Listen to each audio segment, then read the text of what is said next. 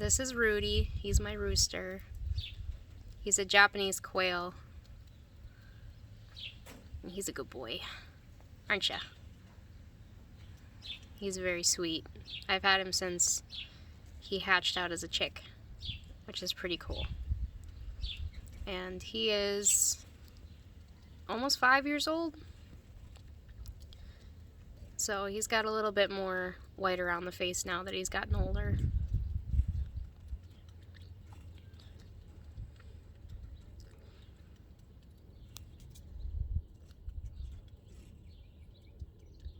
But he's my buddy. He's very cool. And hopefully this year I'll get to hatch out some chicks from him.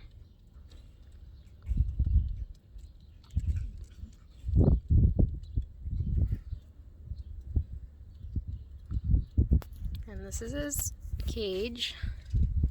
Usually they're out in the lawn, but we're trying to have it fill in before we sell our house. So he's got his food, and then I'll be putting his water in here shortly. I had him in the shed last night with his girls. The girls are still in the shed because it was cold and we were supposed to get a frost, which is pretty unusual this time of year. It's pretty late to be getting a frost, but I put them inside just to make sure they wouldn't get too cold. But in the summer, we just have them in this cage. It has 3 sides, and it's just like these old pieces of sign, and it's waterproof. And then we have chicken wire. He's trying to figure out where the girls are. That's why he keeps making that noise. He's calling to them. We have chicken wire, and then we do hardware cloth to keep rodents and the smaller birds inside. It also helps to keep out snakes. And chicken wire on the bottom so things can't burrow underneath. And then we just have them in the yard over the summer. And we pull them around in this playpen, which a lot of people will call a chicken tractor, but it doesn't really hold chickens, and a lot of people don't know what that means if they're not in the farming community, and so we just call it their playpen because then people kind of get the idea a little bit quicker. But this is 4 foot by 4 foot, and I usually keep between right now I have 5 breeding stock, but I've had up to 12 birds in a cage, and it's just fine. They all kind of keep together anyway, and so you can fit a lot more in a space than other birds. You can see my dogs over there doing whatever. But it's not a very big yard, but we pull them to a new spot every day, and it keeps things clean and gives them new forage to eat, and they're very happy.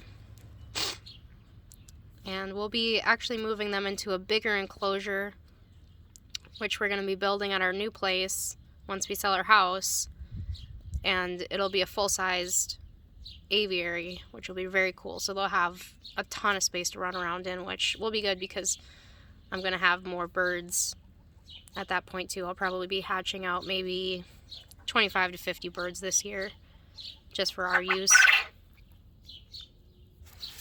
What a stud. Look at this guy. Oh yeah, big boy. He's quite the character, aren't you? Yeah, you are. Mr. Handsome over here. He's a very pretty bird. I can't wait to get some babies from him this year. My girls have already started laying. They started laying a couple weeks ago. But he's been doing his job, if you know what I mean. So I should have a lot of fertile eggs to hatch out, and they're actually quite productive. You can usually service, I think, up to probably like 30 females quite easily.